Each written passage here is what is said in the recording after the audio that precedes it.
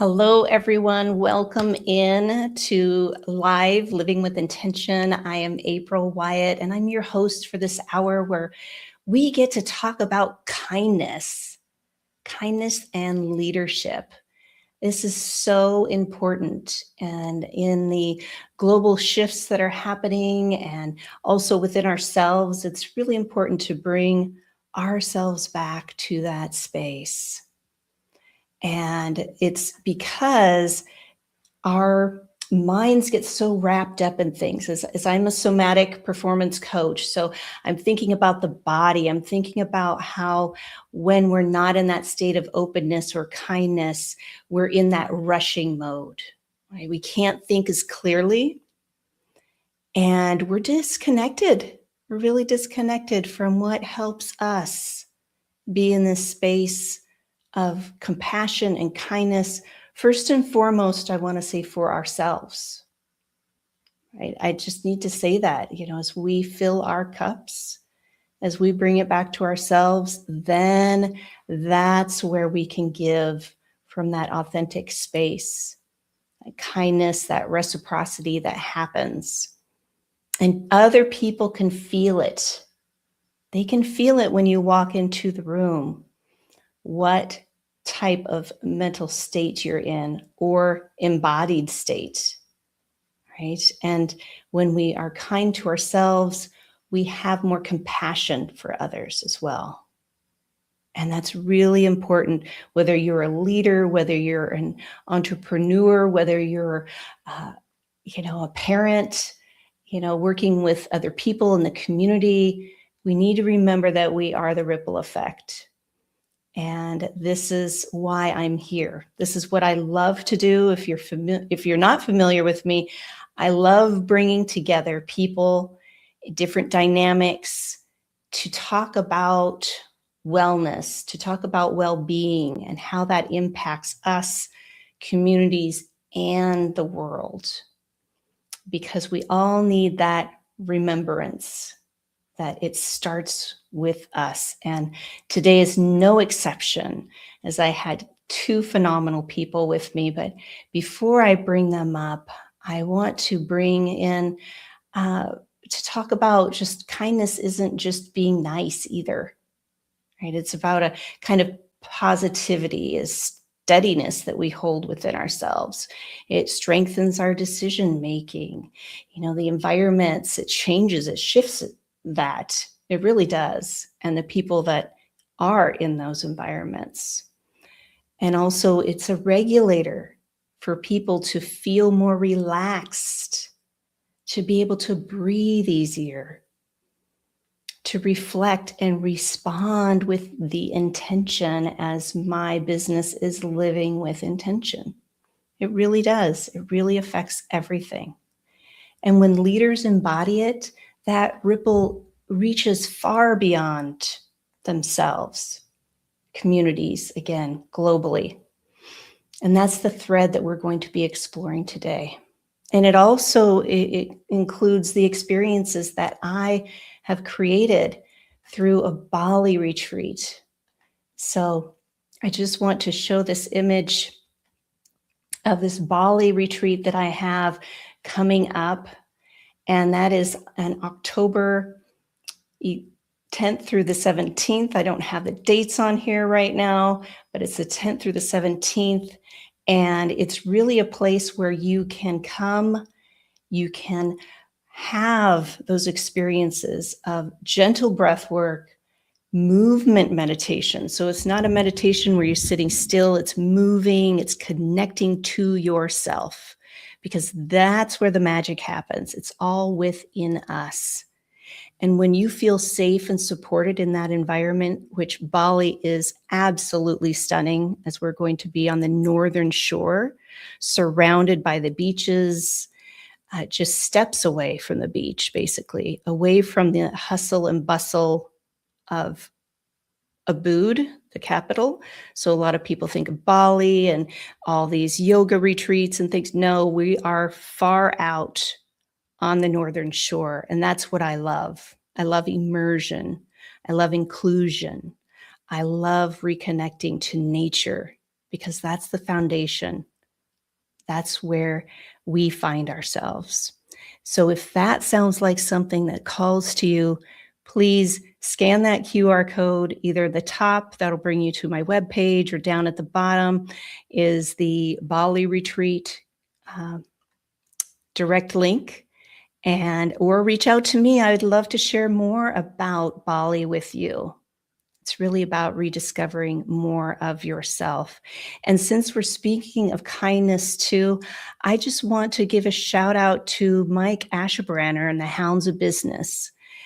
This is how I met both Dr. Elia and Randy through the Kindness Worldwide connection with Kevin Smith. And he is an amazing individual that really has a heart-centered approach of leveling each other up, promoting each other's business, and having that beautiful kindness effect in everything that he does.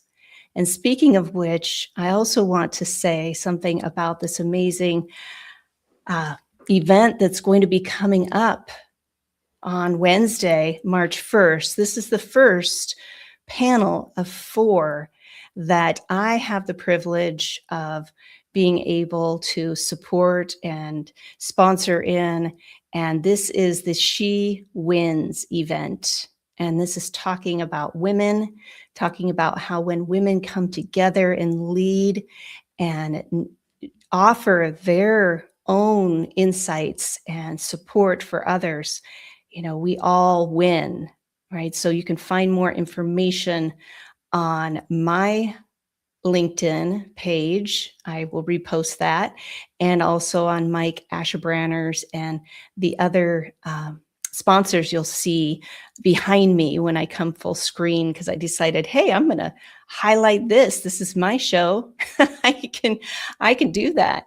And I see fellow hounds in the chat already celebrating this. So this is an amazing opportunity for anybody, even men, to highlight and celebrate women. As you can see, the other Hounds of Business brand face and the Flourish Foundation, I Am Magazine, my logo, Living with Intention and Kindness Worldwide, and everybody here to support Women's History Month coming up. So as we are talking about kindness today, I just want to also talk about the amazing guests that I have today that's shaping this dialogue, and they're bringing their own aspects of kindness. As Dr. Elia, he brings a global perspective on happiness, well-being, and positive psychology. That's what I love about him. I had a one-on-one with him, and he really exudes that in everything that he does, very intentional. And his work shows how kindness does shift the way that people think, and they communicate and lead. And it's wherever you go, right? There you are. And also another kindness ambassador is Randy McNeely. He's an amazing individual. He's actually here in Iowa. I need to go see you, Randy, and connect. He's on the other side of Iowa. But Randy's a champion of courageous kindness. He speaks of his own experiences and his writings and media projects, right? He helps individuals and organizations build cultures rooted in kindness and intention and connection. And that's all that we need, right? We need that strength and trust. So each of them brings a different aspect of kindness into leadership. And that's what we're going to be talking about today. So I know I've been talking a lot, and I'm going to bring them up to the stage so that they can share their own insights. Here is Dr. Elia and Randy McNeely. Thank you so much for being here with me and sharing in this such an important conversation today. Thank you, April. It's our honor and our pleasure to be here with you. Yeah, thank you so much, April. It's just a thrill for me to be here. Of course, of course. I'm very excited to have you both. I mean, when I started thinking about how can I bridge this to leadership, and speaking of kindness worldwide, and you both just popped into my mind, and we've been coordinating this for a little while now. So I appreciate your flexibility as, life happens, right? Yeah. So, for those who don't know you or aren't aware, I just gave a little snippet, right, of what you do. Can you share, you know, who you are and what's happening for you with kindness right now? Randy, do you mind going first? No, that's great. Um, can you hear me okay? Yes, I'm loud seeing my and video. clear. Okay, good. Right now I'm just happy as all get out to be able to have a chance to be here with you and Elia. I have the privilege of having Dr. Elia as one of my partners at Kindness Factory International. We've been blessed to be able to partner with Kindness Worldwide and had the pleasure of filming a fantastic documentary called For Such a Time as This, sharing the powerful story of the spark that ignited the movement for kindness worldwide, as well as a collection of information. Good grief, I can't talk. A collection of transformational stories about the power of kindness and how it can change, and not only change but save lives. And so that's been a big focus for the last year. And now Dr. Anelia and I have started to collaborate on some new books potentially, and I'm also working with some other individuals to collaborate for speaking in schools as well as in the healthcare industry to help bring a little bit more kindness back into the healthcare industry and remind both patients and doctors about the importance of the love that kindness brings in the healing process. So that's a little bit about Mm. what I'm working on. Wow, that's just not a little. That's quite a bit, Randy. And you truly embody it too. Your compassionate and kindness, your wonderful heart and soul, you just pour into this work. And I'm just so grateful that you are here shining your light and sharing this with us today. Well, I appreciate that. Thank you so much, April. Yeah. And Dr. Elia. First of all, if there was a picture next to Divine Feminine, it should be your face. You like really exemplify and personify what Divine Feminine looks like. The way that you glow, like really, and it's the glow is, as you know, from the inside, and you see it in your countenance.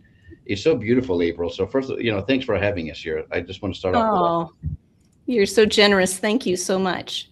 So I'm known as America's happiness doctor, and happiness and kindness are intertwined. You really can't have one without the other. A little bit about me. I was a clinical psychologist in private practice for a good long time, first half of my career before I switched over to the corporate side. I'm passionate about happiness and kindness, and we'll talk more about that, how they relate.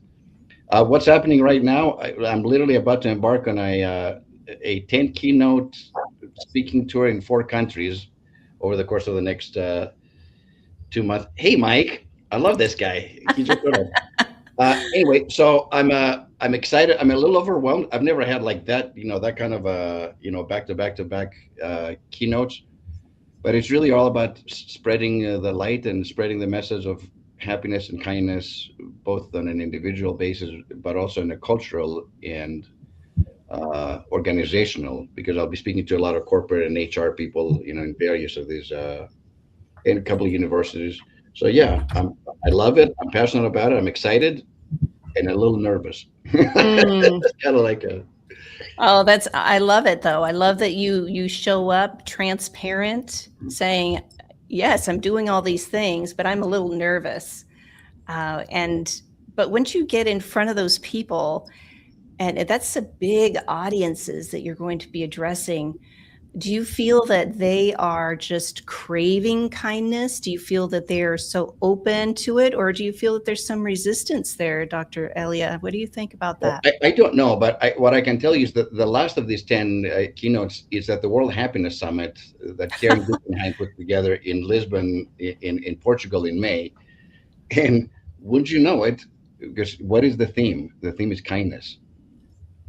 And when I asked her, I said specifically, I'm like, Karen, great honor, of course. This was it's like going to the Oscars for me. This is the epitome. There's no other conference that's above it in my field of work. So I'm extremely grateful and excited.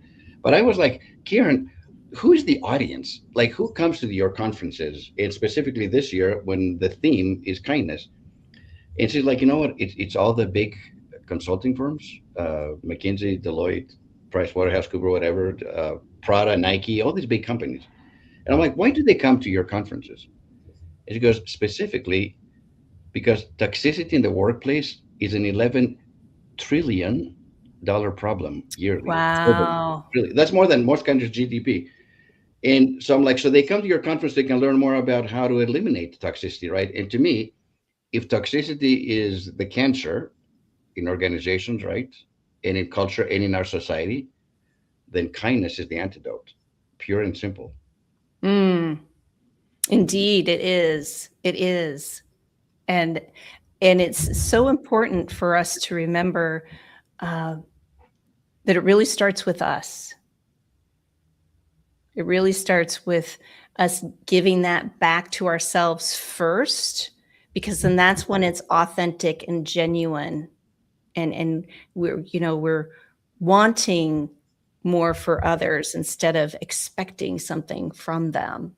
There's a kind of a fine line, right? If people are like, well, I'm kind to them because of X, Y, and Z. No, it's more of kindness because you are genuine and wanting to champion other people in that space. Yeah, Randy, as you work in the schools and connecting with physicians, what are your thoughts about that? Well, the reality is, if we want to be able to connect with people, which is there's a big problem we have in this country with a lack of connection, with loneliness and isolation due to lack of connection. And it's not a problem just with individuals, it's a problem within organizations and other things like that. And if we want to be able to reestablish and rebuild those relationships, then we have to find a way to do that. And the best way I know how to do that is by embracing kindness and looking for opportunities every day to show people through the way that you interact with them that you value them and appreciate them, and help them to understand why you value them and appreciate them. And as people do that, as they adopt that lifestyle and make kindness who they are, not just a nice idea, but actually making kindness their identity, then we start to create cultures where people feel safe, where they feel like they can share their ideas, where they feel like they can be seen and heard, and then things start to improve and get better. And it's just a natural flow once you start shifting your intention that way. Mm. It is so true, and it takes that presence and willing to step into that space within ourselves. As you said, you choose you first. You choose to be kind first. So can I Yes. share just one quick thing with you about that? Oh, There's a please simple do. little song I heard or learned when I was a child. Is, I want to be kind to everyone, for that is right, you see. So I say to myself, remember this: kindness begins with me. It's hard to give kindness away, or anything from your own cup if your cup is empty. And you have to take the time to fill your cup, and then look for every opportunity you can to go out and give that kindness away. And interestingly, the more you give away, the fuller your cup gets. Mm-hmm. Yes, and just as you said, Dr.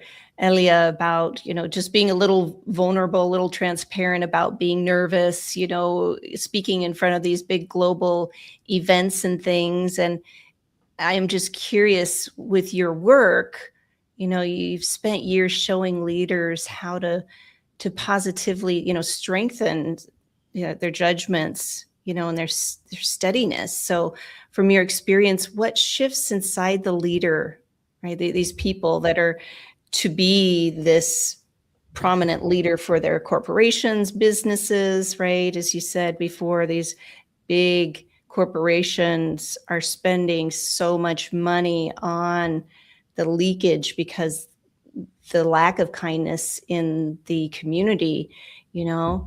when they choose kindness instead of urgency and pressure, right? What shifts there for them? What have you noticed?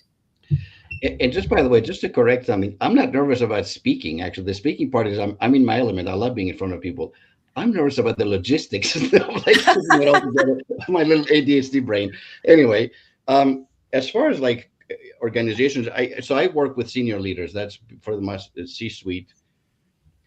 Obviously, they're successful, or else they wouldn't have risen that high up in the organizational chart. Or they're business owners, business leaders, entrepreneurs, and so on.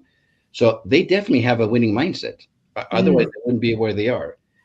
However, if you want to create cultures of engagement, and we know that 8 out of 10 employees are disengaged. That means if you have 100 employees, 80 of them are showing up, they're getting paid, but they're not engaged in doing the work. So you're only actually getting 20% of, if you want to switch, so that's a significant number. As a leader, you have to change from, the winning mindset is good. I'm not downplaying that. It's not enough. My question to senior leaders is, where's your heart set? And initially they're like, what? Yeah, where's your heart set? Because if your heart set is only on having profitability and so on and productivity, I know it's necessary. Obviously, the bottom line impacts. But if you want to have a real impact, then we have to act differently. And this is kind of where I go. It's not AI that's going to get you there. It's AAI, which is awareness. Yes, share that. Awareness, action, impact. In other words, do you have the pulse of your organization? Do you know? Because if you don't, then perhaps it's time to slow down and spend some time with them and get to know their needs and their wants to create, what I would call psychological safety. Because when people feel psychologically safe, then they're going to be more creative and more innovative. They're not going to be afraid of making a mistake. They can learn from that, right? You're creating the foundation of a culture of kindness. It's transformative. The impact, obviously, in the end, it's the bottom line, but it's so much more. You have people that actually want to work, so there's less turnover, great retention. You have people that are so happy being in your organization that they become your marketing tool. They start recruiting other great talent. April, you should come and work in our company because we have a great culture. You don't have to pay marketing to do that. Your own employees do it for you. And there are so many other more benefits, but to me, where's your heart set? You got to get clear with that. Mindset is important. It's not enough. Yes, that is so important. What is your attention on your intention? What's the intentionality of why we're showing up? That's what I share with my clients and my community. Put your attention on your intention. Yeah, we have great intentions. We want so much for ourselves, our community, what have you. But where is our attention getting there? And that's just as what you said, Dr. Elia, is the heart set. Where are we setting that for ourselves? Yes. And so I'm curious, Randy, your work, as you said, centers on courageous kindness and action, right? Being out in the community. What have you seen in families, organizations, or communities when kindness becomes that daily practice rather than something people remember only when things are calm or when they should be that way? For example, around the holidays, right? Everybody kind of gets in more of a happier state, it seems, and offering that kindness then. But, how do you see that kindness contagion happening in your communities? Keeping it going. Okay. If you want to talk about, families and organizations or communities, here's the thing. We talked about it briefly earlier, but when kindness becomes a daily practice, when you're doing it with intentionality, it becomes a culture. And then what happens in families where arguments used to prevail, they start to turn into conversations because people feel safe instead of defensive, right? When you feel, like Elia was saying, when you feel safe, you're open to talking, and you're not in that defense mode, walking on eggshells. And it's the same thing inside organizations. When, where there might have been competition before, it starts to shift toward being able to collaborate with each other. And, when people get to a point where they stop protecting their turf and then they start building trust, what happens within the organization? Collaboration goes up, motivation goes up, innovation goes up, all those things happen. And in communities, where people have been suspicious of each other, that starts to soften because people start to look for and assume the good. Perfect example of that in the film, For Such a Time as This. We share the story of the commissioner of police in New York, Dr. Michael Muldrow is his name. He is the perfect example of how things can shift in a community when you start focusing on kindness. He took a month and he went out into his community without a gun on, without a gun on. And he walked through the roads of the community because he says, if I can't be out here and, if I'm going to invite people to walk in their community and be open in the community, I have to be able to do the same thing. And a lot of people are nervous about him doing it. And, some of the people who live in those areas, are you really going without a gun? I'm really going without a gun. But he did it to be able to show that when you have a different mindset, different attitude, and look at people as if they matter and they have value, things can start to change.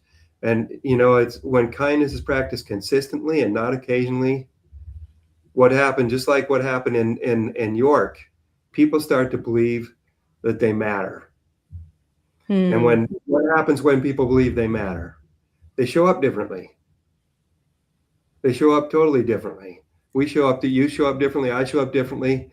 And just because we have daily kindness, it's not going to make everything perfect. Nobody's perfect. None of us are. But it helps to bring some steadiness into our lives. And when we get steadiness in there, that's when we start to build strong families, strong teams, and of course, strong communities.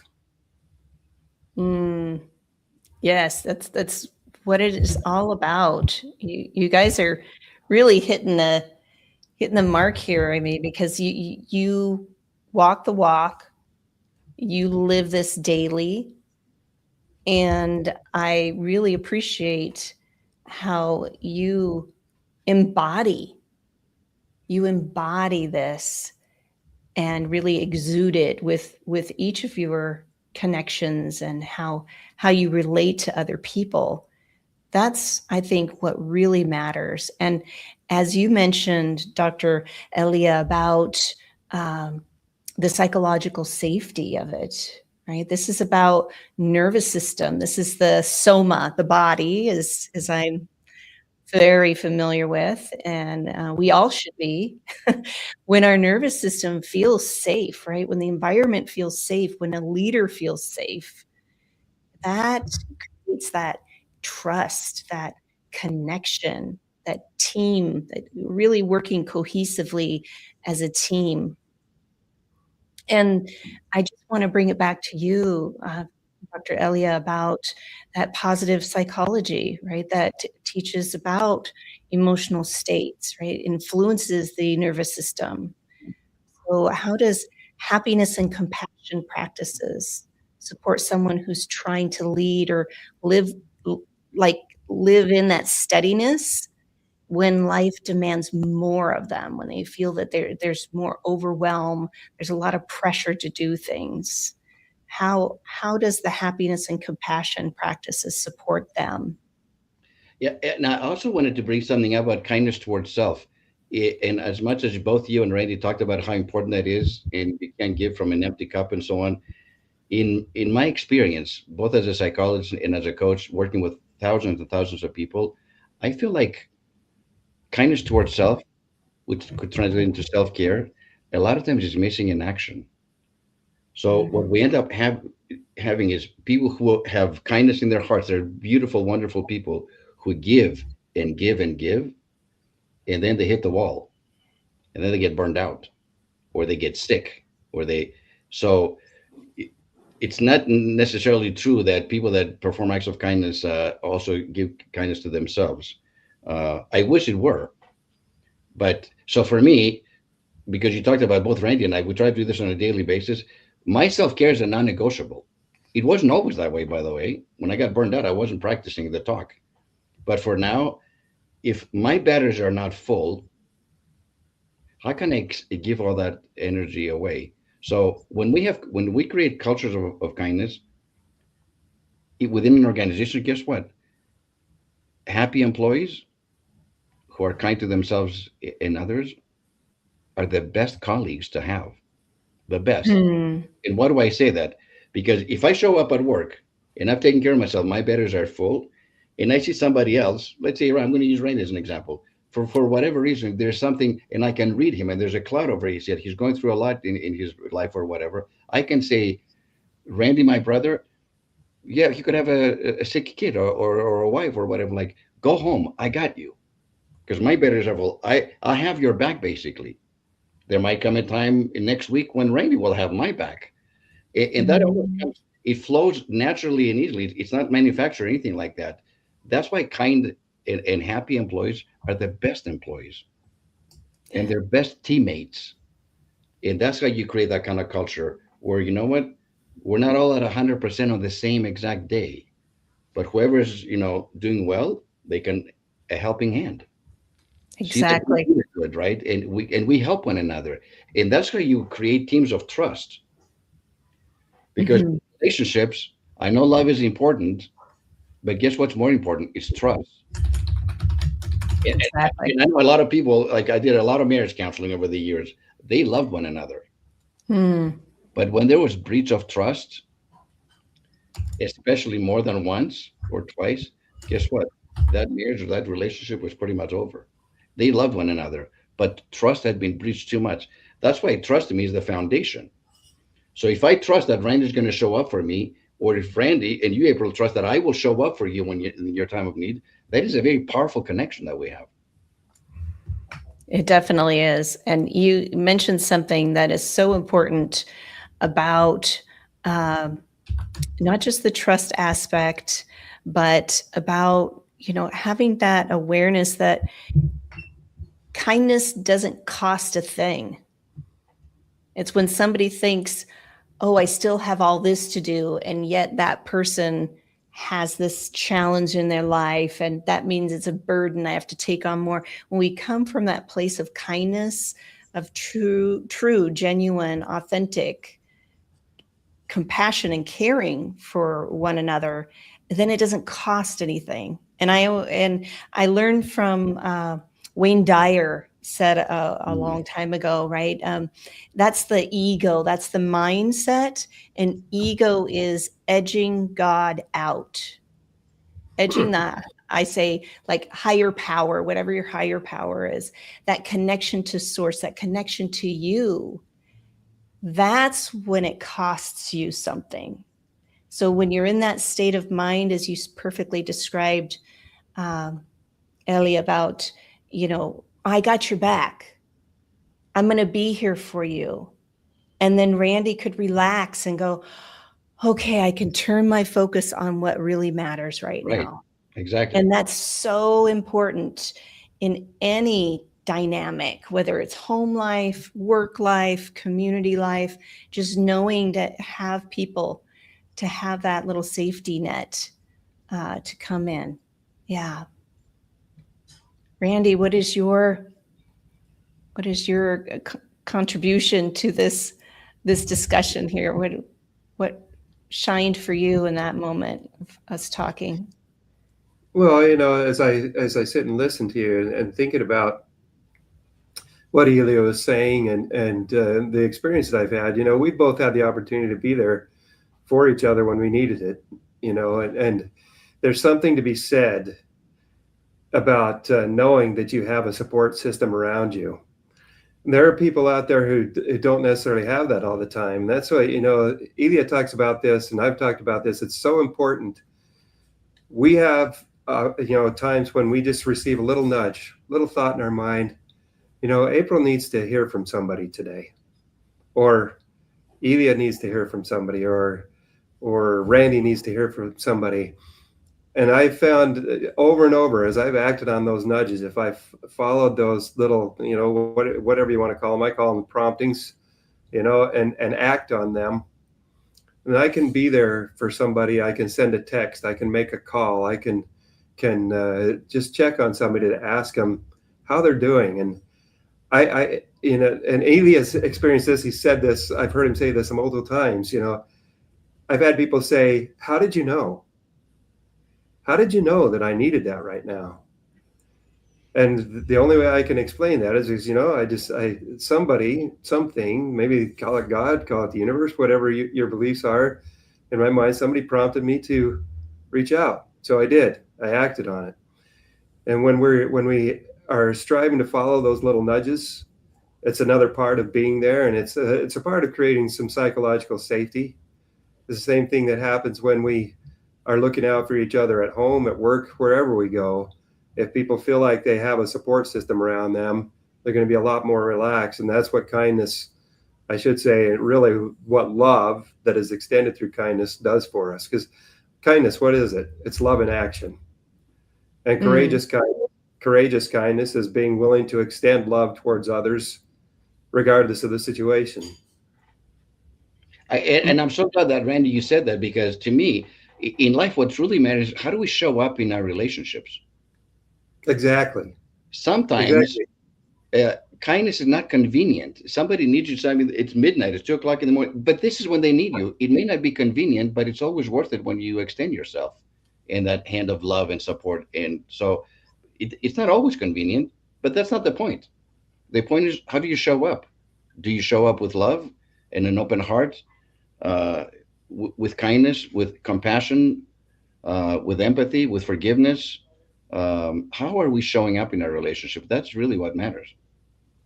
Well, and here's another aspect to that too. Kindness is not convenient when somebody's being unkind to you. It's really hard. That's when it's the hardest to turn things around and be kind to other people. But the beautiful thing is, if you show up with kindness in your heart, even in those situations, you can become a disruptor. You can take a situation where there's a lot of heat and where people expect you to respond with the same heat that they're giving out. And when you don't, and you disrupt that, you can turn the temperature down and calm things down. And then people can start to have real conversations. And it makes a huge difference. And the way you do that, by the way, Randy is 100% right. When somebody's being unkind towards you, the first thing, rather than get defensive or raise your voice and get that, it's like, you know what the kind thing to say to that person is? You must be having a really tough day. Why would you say that? Because only people that have tough days react the way you do. If you're having a happy day, you wouldn't be talking that way. And they're like, what? Like, but it's not true. So all of a sudden, you get them to have awareness of how they're coming across. Because most people don't want to come across as jerks, I don't believe, So you actually speak truth, and they're like, uh-oh, and you allow them the opportunity to perhaps dial it back a little bit. I'm like, I'm really sorry. I'm not just having a tough day. I'm having a really rough week. Now we're having a different conversation, heart to heart, as two human beings, where before it was leading to some kind of an escalation that would have been a confrontation, which doesn't have a good outcome anyway. Exactly.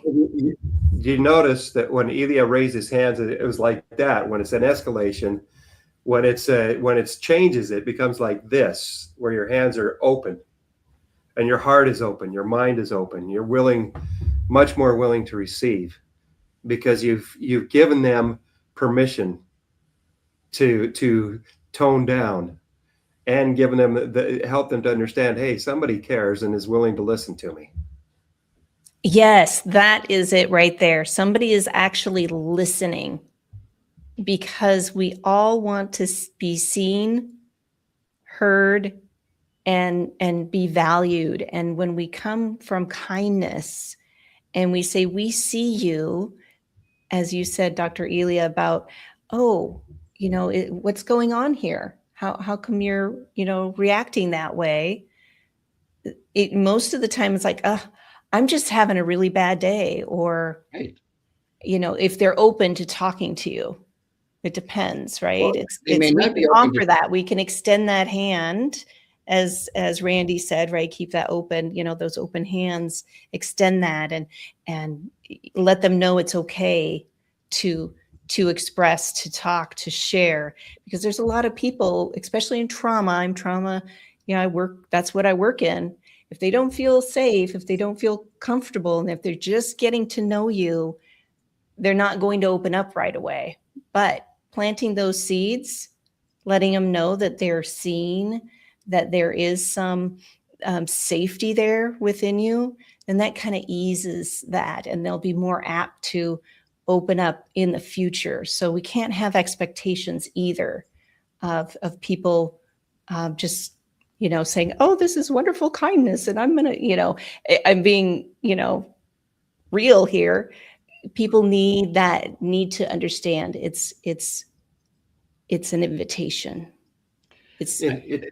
You're safe. My experience, April, is that when you say something like that, you must be having a tough day or whatever, at the very least, it stops them dead on their tracks, because that's not what they were expecting. Indeed, They were getting ready for a fight or an argument and so on. And so their walls are up, basically. When you say that, you humanize their experience that they're going through right now. Now, it depends how, in my experience, because people open up to me. I mean, I've done this for 35 years. They're like, yeah, actually, I am having it. You get the tone of voice, the volume goes down. And depending on how vulnerable they want to be or not, depends on if I know them well enough, they're most likely going to say, no, I am having a tough day, man. I'm really sorry. I'm like, hey, don't worry about it. What's going on? And then they could, depending on the environment, maybe they'll open up, maybe they won't. Or maybe it's like, well, I don't feel like talking about it right now. And I'm like, well, if you ever do, I'm here. So now, not only have you acknowledged that they're having a tough day, you're actually saying, I'm here to support you whenever, if, or when you feel ready. Most people actually will have taken me up on that. Be careful. Like when you ask where you're probably going to get it. The thing that's beautiful about what you just said, Elia, is you've just flipped a switch for them. Right. You flipped a switch for them and open. Well, it really opened a door for them, because that wasn't there before. They didn't have that door open. They didn't, they were handling their situation by themselves, and now they know that they've got someone who is willing to listen and willing to be on their side with them. Yes, I want to go a little deeper with that, Randy, of they're not alone, because so many people feel that they're alone, that they have to hold everything themselves, or they were taught that growing up or whatever it is, but knowing that they're not alone. Let's go a little deeper into that. I think that's really important with kindness and what we're talking about, especially for leaders. Can I share a story with you Please do. Directly related to this? I mean, I make it a point wherever I go, whenever I move into a new neighborhood, and we've moved a few times. When I move into a new neighborhood, I try to get to know my neighbors. And, I moved into a new area here in Iowa and started going around door to door, just in the few houses around my block, and getting to know people, introducing myself and just finding out a little bit about them. And all of them warned me not to go to this guy's house that was across the street and 3 houses or 4 houses down from where I was. It was, I bet that was the first door you went to. That was well. They all says don't go there, and I'm gonna use a different name. John is a real grouch. You don't want to go there. Of course, you're right. I took that as a personal challenge. I'm going there. I'm gonna win him over as a friend. Well, I got to his house and he opened the door and we started talking. And within 30 seconds, I could understand why they had said what they said. And so we didn't have much of a conversation, other than to say, hi, I'm Randy McNeely, and where I'm new there. Well, I'm John. Thanks. Bye. It was pretty much that. So I decided to take a different approach. I decided to try to win. I was determined I wanted to win him over as a friend. And so I started finding ways to serve him. And the easiest way to do that was through shoveling snow. I started, it snowed a bunch here. And so the next day I was out in the morning, I went out and started shoveling his snow. Well, 2 seconds later, I hear his front door slam and he comes walking out there. What the are you doing out here? I said, I'm shoveling your snow. And he said, well, I don't need your help. And I said, okay, well, can you help me out? He's like, what? What do you mean? I says, I'm a big fat guy. I need to lose weight. Will you help me? Let me shovel your snow so I can get some exercise. And you could see him. He didn't laugh, but you could tell he wanted. I mean, his mouth started to twinge, and you could tell he wanted to smile, but he didn't. And he just gets this look on his face, like, oh, okay. And he walked back into the house and slammed the door. So it just happened. It snowed more that day. I went back the next day and I started shoveling snow again. True to form, within 30 seconds after I started shoveling, I hear the door slam, and hear this tromp, tromp, tromp. And what the are you doing out here? And I said, I'm shoveling the snow. You told me I could come and shovel to get some exercise. And he's like, oh, okay. But this time, a few minutes later, he came out, he had his coat on and his boots, and he had a shovel, and he helped me shovel his driveway. And then we started talking, and I started to get to know him. I found out that he'd been taking care of his older brother who was in a wheelchair for a long time. And that was a big, he was under a lot of stress, a lot of pressure. And that was a big reason why he was kind of grumpy as he was. But as we started to talk and I started to get to be friends, then he opened up a little bit. And then the next day I went back to shovel again, and we ended up shoveling 3 different sidewalks together. And it just started breaking, no pun intended, we started breaking the ice. Got it. But over time, we became friends. It got to a point where if I was walking down the street and he opened his doors, hey, Randy, how's it going? He called down the street. And everybody, a lot of people in the neighborhood said, what did you do to John? I said, nothing. I said, I just determined I wanted to be his friend. And okay, yeah. This is the perfect example, because I talk with kindness, everybody wins. I call it the 4 wins. Randy's example is ideal. That so the first win, of course, is the receiver. Anytime you're on the receiving end of kindness, there's win. The second one is the giver, because now with neuroscience we know that when we perform acts of kindness, and mind you, they're not random acts of kindness, they're deliberate, conscious, and mindful acts of kindness. Their beautiful hormones get released into our system and stay in our system for 24 hours. The third win is the interaction between him and John. So the connection between over time, that's a third win. And the fourth win, guess what the fourth win is? It's those people that have witnessed this act of kindness and get inspired. Remember that his neighbors told him, don't go to that house. Yes. And now they're witnessing John coming out and smiling and shoveling together with Randall, like, what? So now they can get inspired to actually go and perform their own acts of kindness, whether it's towards John or somebody else. That's not the point. So that's why with kindness, there's 4 wins, win, win, win, win. And Randy is the perfect example for that. That was amazing. I love that. I need to just throw out one more quick thing. After that, we did all this shoveling together. And then the next year, when the first snow came, I wake up, there's like 6 or 7 inches of snow on the ground. I wake up and I hear the snow blower going, and I look out the window, and who is snow blowing my driveway? It's John. Of course. I said, John, what are you doing? He says, well, I've had this snow blower in my garage for like 15 years, and it's been broken, and you inspired me to fix it. So here I am. And so he beat me to the punch, and then we went and had a snow blowing party afterwards. Oh. And this is why he's known as Captain Kindman. He does stuff like that all the time. This is just one beautiful example in how he really changed the trajectory of this man's life with very small acts of kindness. Yeah. What I liked about it, he didn't give up after the first grumpy encounter. Exactly. He said, you know what? Yeah, this guy is a jerk. Whatever. I'm not coming back to shovel your snow. He came back the next day. So over time, even a hardened heart melted, just like the snow did. And Captain Kindman this is what he does. Yeah, that's why I love Randy. His heart is so big, full of he's golden. You both are. And it reminds me of the Rudolph, not Rudolph, but the Santa Claus coming to town with the snow wizard, and everybody said stay away from him, he's awful, and then they gave him a toy and he melted, so that's what it is. It's being curious too. I'm curious of Sure. why this person is that way. And Randy did not shy away. You didn't shy away from knocking on his door and being curious and coming back, because then you offered that kindness and that compassion, and he received it, and then he gave back. And so I love it. It goes back to the 4 acts of kindness. Dr. Elia, I love it. The giver, the receiver, giver interactions and witnessed. It's so true.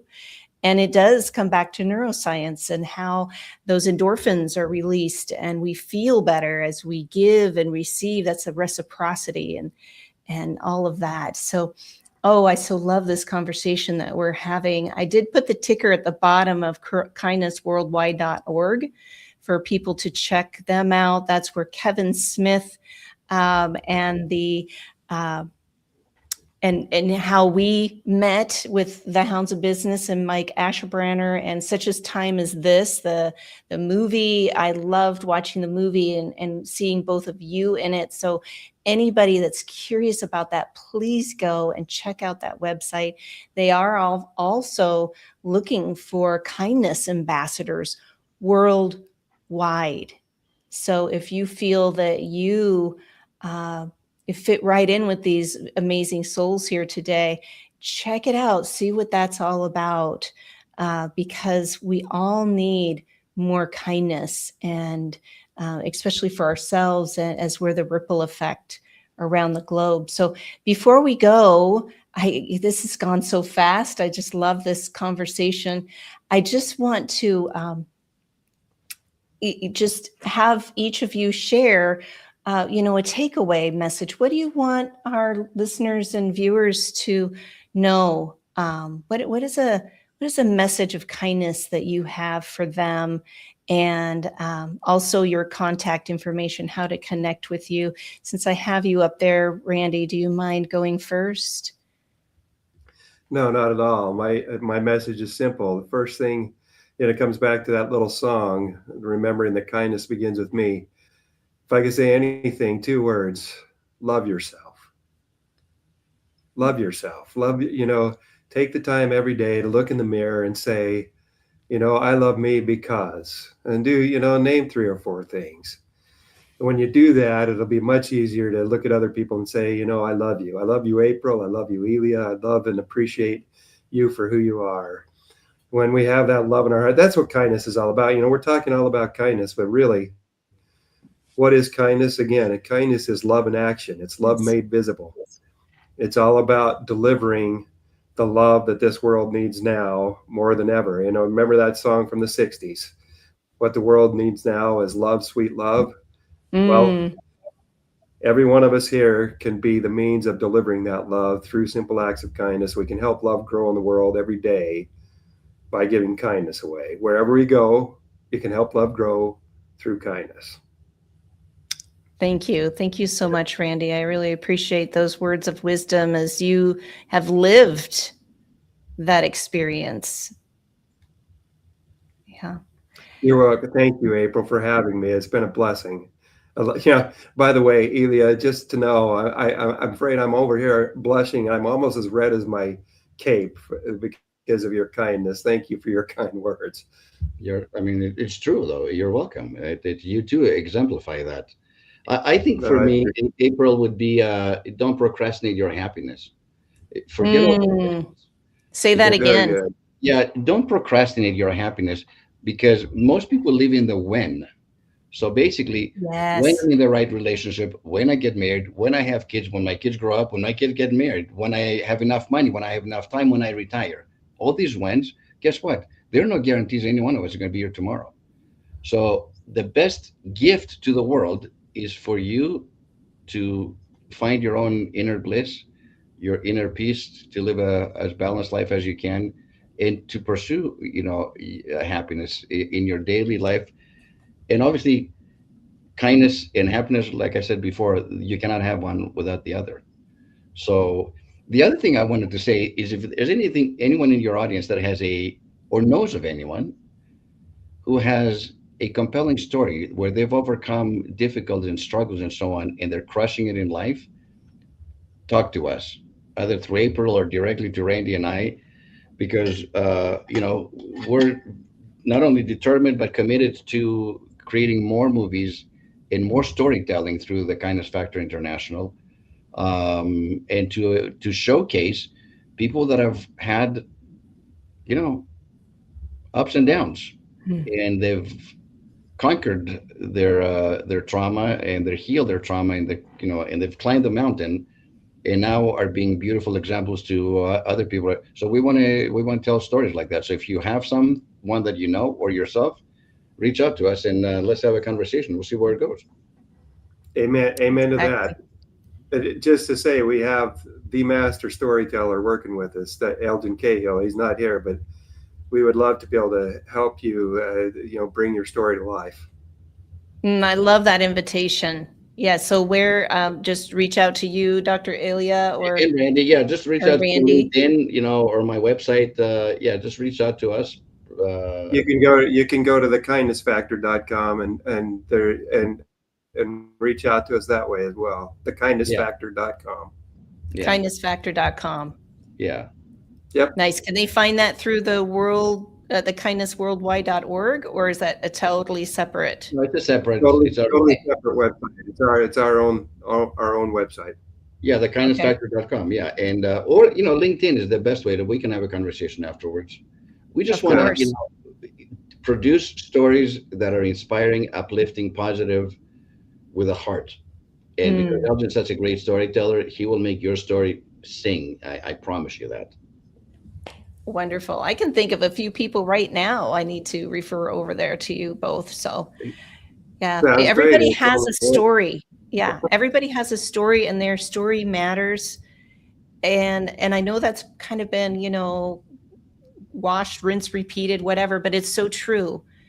Everybody's story matters, and no one has lived our own experiences. And there's a lot of people that think maybe their story isn't as impactful as somebody else's, but it truly is. So please reach out to Dr. Ilya or Randy, share your story, connect with these two beautiful souls that are continuing to ripple kindness globally. And I'm so excited for you both. And also you, Dr. Ilya, doing your world adventure. I can't wait to see things on LinkedIn, on Right. your posts and things, see where you're at, what you're doing. And I hope that people also reach out to you, Randy, to connect and just to hear more of your story too, because it is truly, moving as well. So thank you everyone for being here. Thank you for being curious about how kindness can impact your life and your leadership, and most importantly, your own life. So thank you both for being here. I appreciate you. And everyone, Thank you, April. enjoy the rest of your day and keep living with intention. Be thank you well. so much, April. Thank you, April. We appreciate Bye-bye. you. Thank you.